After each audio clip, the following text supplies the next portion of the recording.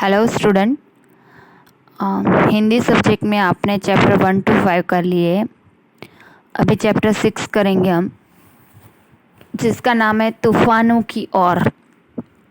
Page number 33 के ऊपर देखेंगे। जिनके पास टेक्स्ट बुक अगर नहीं हो तो वो सिर्फ इसमें से देखकर सुनकर ही सुन सकते हैं। जिसके कवि जो है, आपको पता होगा कि जो चैप्टर लिखते हैं हम उसको लेखक बोलते हैं, जो कविता लिखते हैं हम उसको कवि बोलते हैं। शिवमंगल सिंह सुमन है जिसके कवि, जिनका जन्म 5 अगस्त 1915 को ग्राम जगरपुर, जिला उन्नाव, उत्तर प्रदेश में हुआ था।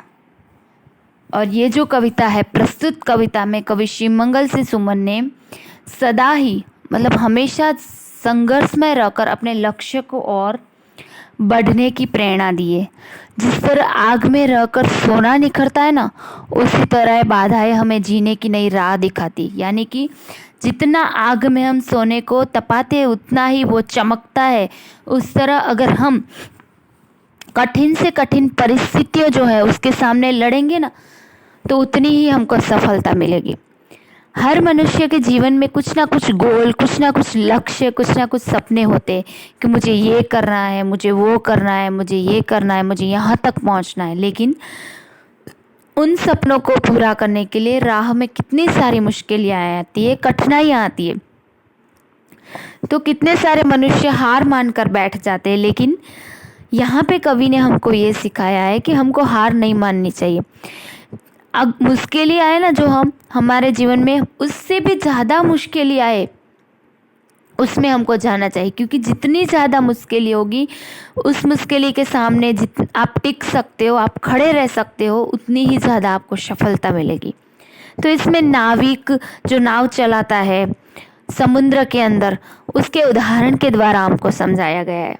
आगे हम कविता देखेंगे कि उसके ऊपर से हमको पूरी जानकारी मिलेगी कि हमारे जीवन में जितने भी हमारे अंदर धैर्य होता है, साहस यानी हिम्मत होती है, जो हमारे अंदर जो शक्ति है, अखूट शक्ति है मानव के अंदर, ऐसी शक्ति भगवान ने मानव को दी है कि वो चीज़ जो चाहे उस परिस्थिति के सामने लड़ सके। तो उस शक्ति का हमको उपयोग करना चाहिए।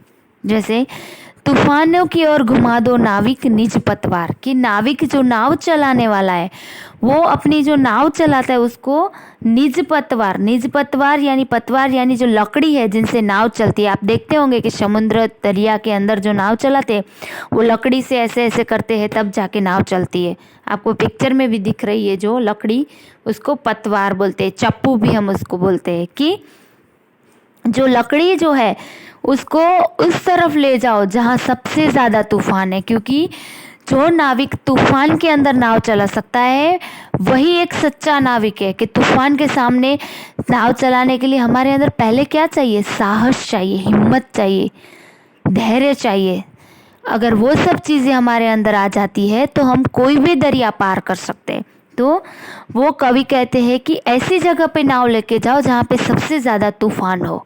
क्योंकि अगर उस तूफान में मैं खड़ा रहूँगा तब मुझे पता चलेगा कि मेरे अंदर कितनी शक्ति है, कितना धैर्य है। अगर हमारे धैर्य की, हमारी शक्ति की पहचान करनी है तो पहले हमको हमारे जीवन में मुश्किल समय लाना पड़ेगा। तभी हम हमारे अंदर जो एबिलिटी है, जो स्किल है, वो सब चीज़ों की हमको पहचान होती है।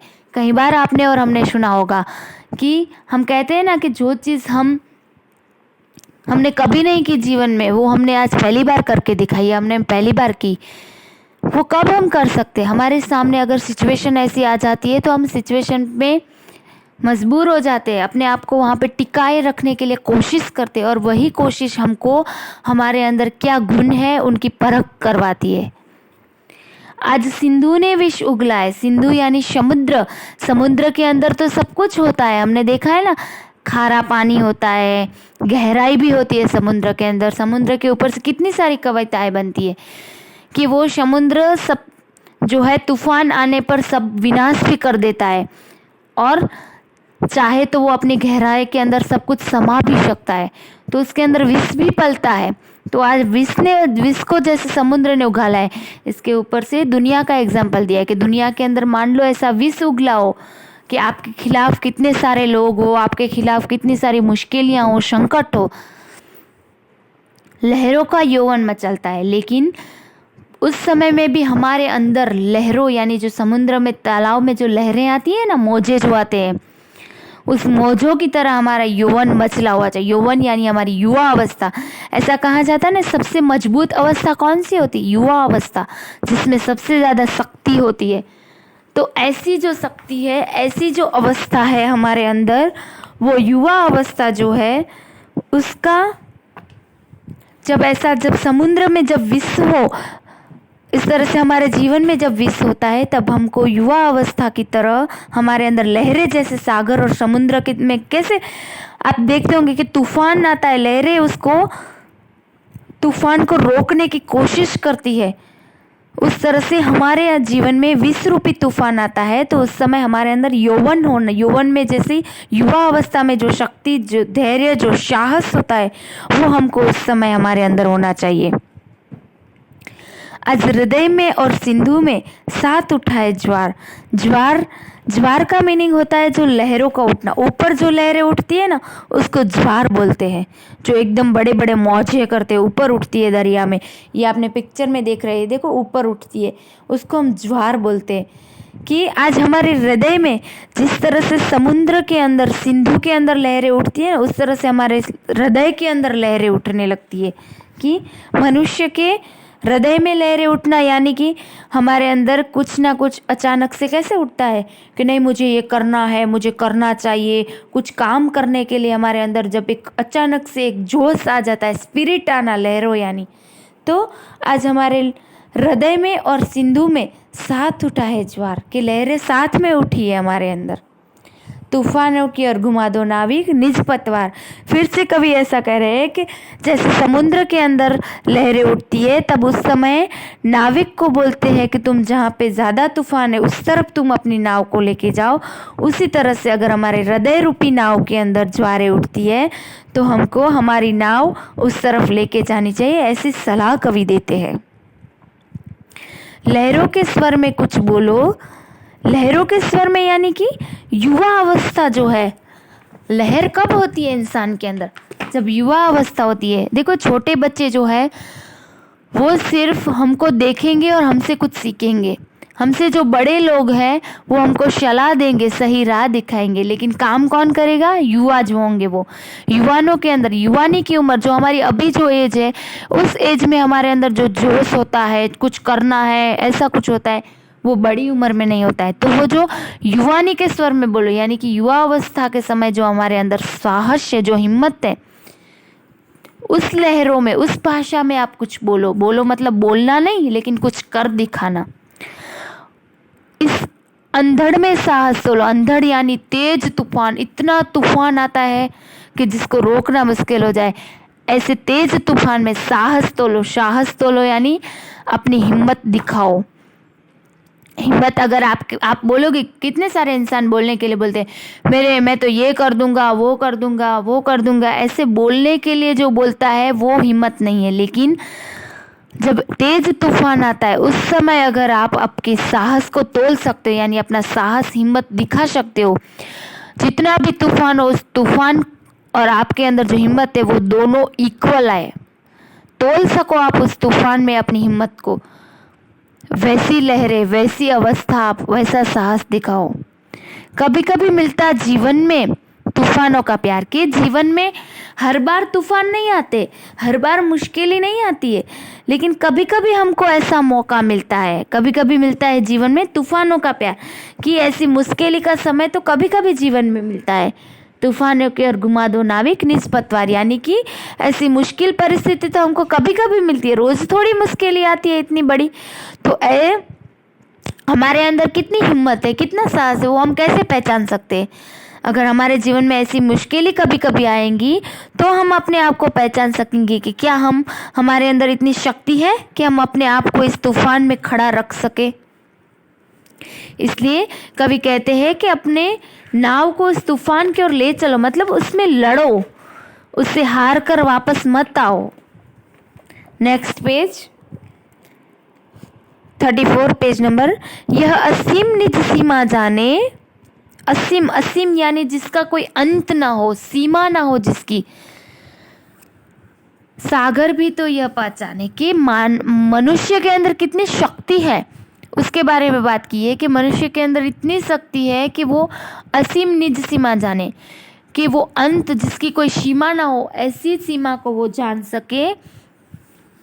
सागर भी तो ये पहचाने कि सागर के अंदर कितनी गहराई है, उसको भी वो इंसान जानता है, मनुष्य जानता है। मनुष्य के अंदर इतनी भरपूर शक्ति है, सागर को वो पहचाने। यानी कि अपने जीवन के अंदर जितनी भी मुश्किलें हो, उसमें मुश्किल में अपने आप को डट कर सामना करे, उस गहराई तक वो पहुँचे।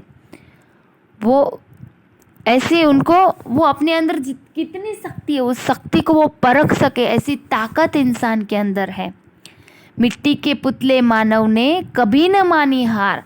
कि कवि कहते हैं कि हम, कहा जाता है ना कि मनुष्य जिंदा जन्म लेता है और मृत्यु होती है उसकी, तो वो मिट्टी में मिल जाता है, पंच महाभूत मिट्टी में मिल जाता है, तो उसको मिट्टी का पुतला माना जाता है। कि मिट्टी का पुतला जो मानव है वो कभी हार नहीं मानता है, क्योंकि वो सीमा को जानता है कि किस सीमा, किस एंड तक उसको जाना है, वो भी वो जानता है। मनुष्य की कितनी गहराई है, यानी कि अपने अंदर कितनी गहराई है, अपने अंदर कितना धैर्य है, सहनशीलता है, साहस है, शक्ति है, वो सब कुछ वो जानता है। इसलिए उसने कभी न मानी हार, कि उसने अपने लक्ष्य को प्राप्त करने के लिए, पार करने के लिए, अपने अंदर जो शक्ति है उसकी उसने कभी हार नहीं मानता है। तूफानों की ओर घुमा दो नाविक निज पतवार। कि चाहे जितने भी तूफान हो उसके सामने, उसकी वहाँ अपनी नाव को लेके जाओ, लेकिन मानव जो है वो कभी हार नहीं मानता है। उतनी शक्ति उसके अंदर है, लेकिन शक्ति तो है, लेकिन क्या वो शक्ति को वो पहचान सकता है? शक्ति तो सब में इक्वल है, लेकिन वो परिस्थिति के सामने जो खड़ा रह सके वो ही सच्चा नाविक कहा जाता है। इसलिए कवि कहता है कि कभी हार न माने, उतनी शक्ति उसके अंदर है, सब तरह की पहचान उसके अंदर है, लेकिन उस पहचान को परखने के लिए पहले उसके सामने ऐसा तूफान चाहिए। सागर की अपनी क्षमता है, कि सागर की अपनी एक क्षमता यानी एक शक्ति है। सागर में कितनी सारी शक्ति है, रोज तूफान सागर में आती है, लेकिन वो कोशिश ऐसी करता है कि वो सब तूफान को अपने में संभाले। अगर वो अपने अंदर नहीं समाता है तो सब पानी गांवों और शहरों में भर जाता है, तो हम रह भी ना सकते। सागर अपने अंदर सब कुछ समा देता है, मछलियों को समाता है, तूफान आता है उसको भी रोकता है, कितना सब कुछ अपने अंदर समाता है वो उसकी शक्ति के कारण। तो मनुष्य भी एक सागर रूपी है, वो सागर है जो जिसमें बहुत सारी शक्ति है। पर मांझी भी कब थकता है, कि सागर के अंदर इतनी मतलब गहराई है, सागर में तूफान आते हैं, फिर भी वो मांझी यानी कि जो नाविक और नाव चलाने वाला, वो रोज अपनी नाव का जो काम है वो रोज नाव चलाता है, रोज तूफान आते हैं उसके सामने लड़ता है, फिर भी वो समुद्र के किनारे तक अपनी नाव को लेके जाता है, क्योंकि उसके अंदर एक ही लक्ष्य है कि मेरी नाव को ये सब मुश्किल में से निकलकर समुद्र के किनारे तक पहुंचना है। तो नाविक वो भी एक इंसान है, तो उसके अंदर ये जो शक्ति है, उस तरह से मनुष्य के अंदर भी वो शक्ति होनी चाहिए कि समुद्र में जैसे मुश्किलें आती है, उस तरह से हमारे जीवन के अंदर भी कितने सारे तूफान आएंगे, लेकिन जैसे नाविक थकता नहीं है वैसे हमको भी थकना नहीं चाहिए। जब तक सांसों में स्पंदन है, स्पंदन यानी धड़कन, के हमारे जब तक हम जिंदा है, धड़कन यानी कि जब तक हम जिंदा है, मरने के बाद तो कोई कुछ नहीं कर सकता है, मिट्टी में मिल जाता है। तो जब तक हम जिंदा है तब तक धड़कन यानी ये स्पंदन एग्जाम्पल क्यों दिया है कि जीवन में मनुष्य सिर्फ युवा अवस्था तक ही काम नहीं करता है, मुश्किलें तो किसी भी उम्र में आ सकती है। इसलिए जब तक हमारे अंदर धड़कन है, हम जब तक जिंदा है, उसका हाथ नहीं रुकता, कि हमारा हाथ नहीं रुकना चाहिए, मतलब हमारे अंदर हिम्मत, शक्ति, धैर्य वो सब रुकना नहीं चाहिए, टूटना नहीं चाहिए। इसके ही बल पर कर डाले सातों सागर पार, कि सातों सागर पार यानी कि जीवन में जो है कितनी सारी समस्याएं आती है, कितनी सारी समस्याएं, मुश्किलें आती है, उन सब मुश्किलों को जो पार कर सके, सागर रूपी, जैसे सात सागर, सात समंदर पार करना हो, उस तरह से हम जब जन्म लेते और मृत्यु होते तब तक हमारे जीवन में सागर रूपी मुश्किलें आती। कितनी तरह की मुश्किलें, कितनी तरह से संकट, कितनी तरह से सब कुछ हमको परिस्थितियाँ हमारे सामने उभर कर आती है। तो उन सब परिस्थितियाँ जो है सातों सागर पार जैसे नाविक करता है ना, नाविक भी देखो स्टीमर चलाता है, नाव चलाता है, उसको कितने सारे तूफान मुश्किलों का सामना करना पड़ता है, फिर भी वो 7 समुंदर पार करके वो किनारे तक पहुंचता है। उसी तरह हमको भी जीवन में ये सब कुछ मुश्किलों को पार करके उस 7 समुद्र को पार करना चाहिए। यानी कि हमारे जीवन में जितनी भी मुश्किलें आए उन सब को पार करना चाहिए। तूफानों की ओर घुमा दो नाविक निष्प्रत्वार, कि जो तूफान है उस तरफ ही हमको घुमा दो, यानी कि उस संघर्ष में अपने आप को खड़ा रखो। फिर पहचानो अपने अंदर कितनी शक्ति है, क्या आप उस संघर्ष से टिक सकते हो? भगवान ने तो आपको शक्ति दी है, लेकिन आप खुद टिक सकते हो? आपके अंदर कितनी शक्ति है, कितना धैर्य है, कितना साहस है, उसकी पहचान करो। और वो पहचान हम कब कर सकते हैं? जब हम मुश्किल में होते हैं तब। तो यहाँ पे कवि ने हमारे जीवन के नाव के बारे में बताया है कि चाहे जो भी संघर्ष, जो भी परिस्थिति आए, लेकिन हमको उसके सामने टिकने के लिए हिम्मत से काम लेना चाहिए। अगर हम उसके सामने खड़े रहेंगे हिम्मत के साथ, तो ही हम वो 7 समुंदर पार कर सकेंगे। अगर ये पोएम के अंदर कोई भी वर्ड्स, कोई भी लाइन अगर आपको समझ में नहीं आती है तो आप कभी भी पूछ सकते हैं। इसकी एक्सरसाइज मैं आपको सेंड कर दूंगी। Thank you.